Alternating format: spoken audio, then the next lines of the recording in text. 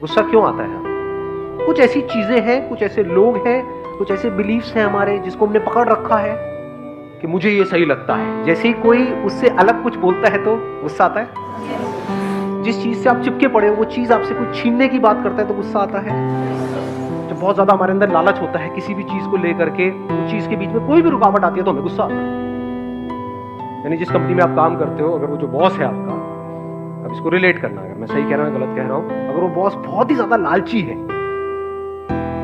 तो उसका 10 रुपए का भी नुकसान होगा तो वो ऐसे रिएक्ट करेगा जैसे पता नहीं सब कुछ उसका लुट गया है। जिसके अंदर इतना लालच नहीं होगा, उसका 10,000 भी लुट जाएगा तो आराम से सिचुएशन को देखेगा, गलती तो हुई है, गलती तो मेरे से भी होती है, उसमें क्या बड़ी बात है, कोई बात नहीं।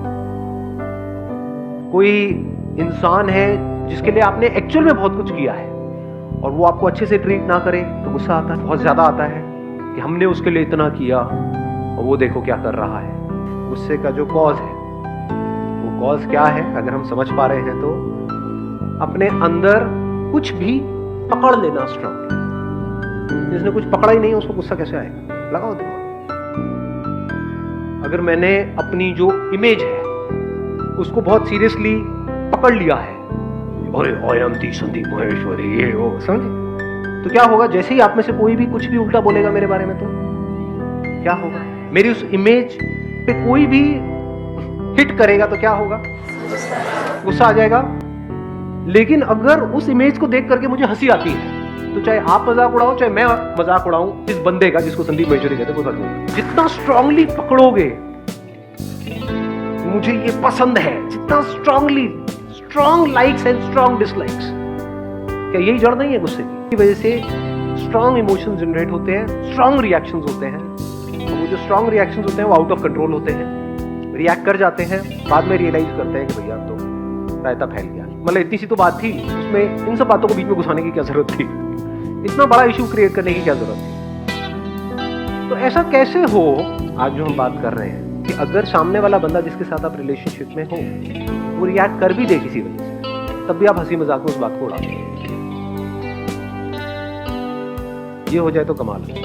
फिर हम चाहते हैं कि हमारी प्रॉब्लम सॉल्व हो जाए तो वो सॉल्व हो ही नहीं सकती। बट अगर इस सच को हम देख लें, इस सच को हम देख लें, आप इस सच को देख लो कि आप एक्चुअल में क्या हो, तो हो सकता है वो जो सच है, मतलब जो आप एक्चुअल में हो, उस लेवल पे कोई कमी है ही नहीं, कोई खालीपन है ही नहीं, मतलब सब कुछ भरा पड़ा है।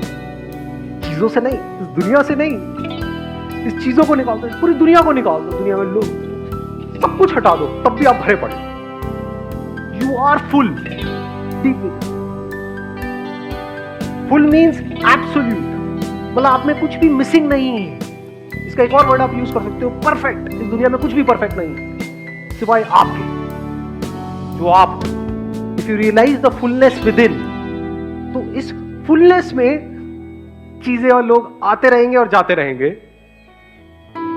लेकिन एक सेंस ऑफ लैक कहीं पर भी नहीं होगा, क्योंकि जो अधूरा है उसमें से आपने कुछ निकाल लिया तो क्या होगा उस अधूरे की हालत? उसको गुस्सा आएगा या नहीं आएगा? जो लिमिटेड है उस लिमिटेड में से भी किसी दूसरे लिमिटेड ने कुछ खींच लिया तो इसकी क्या हालत होगी? रोएगा। तो if you see this truth that you are full, you are complete, you are infinite, तो अब आप में से जो पूरा है उसमें से कितना भी निकाल लो वो पूरा ही है, उसमें से कुछ भी चला जाए वो पूरा ही है, कितना भी आ जाए वो भी पूरा है, अधूरा कुछ बचा ही नहीं।